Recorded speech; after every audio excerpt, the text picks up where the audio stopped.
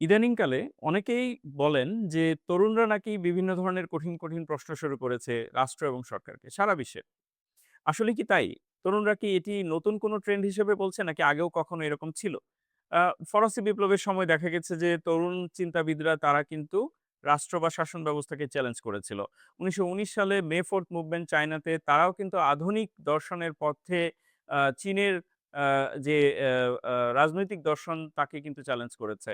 আমরা যদি দেখেছি যে ১৯৬৮ সালে প্যারিস থেকে প্রাগ, মেক্সিকো সিটি থেকে যুক্তরাষ্ট্র এই সমস্ত জায়গায় ছাত্র আন্দোলনের মূল কেন্দ্রবিন্দু ছিল আমাদের ভবিষ্যতের প্রশ্ন আমাদেরকে ছাড়া কেন?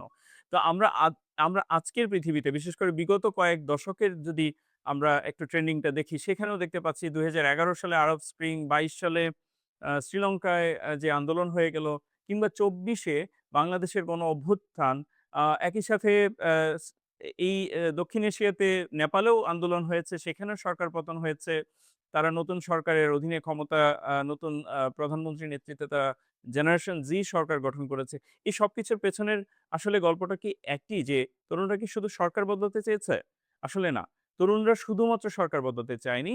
তরুণরা দেশের রাজনীতির ধরন বদলাতে চেয়েছে, রাষ্ট্রের ভাষা বদলাতে চেয়েছে, ন্যারেটিভ বদলাতে চেয়েছে এবং অংশগ্রহণের নিয়ম বদলাতে চেয়েছে। এই নতুন ভাষা, নতুন নিয়ম, নতুন ধরন যদি রাষ্ট্র শিখতে না পারে, তাহলে সেই রাষ্ট্র পিছিয়ে যাবে এবং যে রাষ্ট্র দ্রুত সেটি রপ্ত করবে, তারা টিকে যাবে, তারা সামনে সমৃদ্ধির পথে যাবে। আর যারা শিখবে না, তাদেরকে ইতিহাস নিশ্চয়ই সেই ভাষা শিখিয়ে দেয়। আমাদের চারপাশে ঘটা প্রতিটি ঘটনা সেটিই দেখাচ্ছে।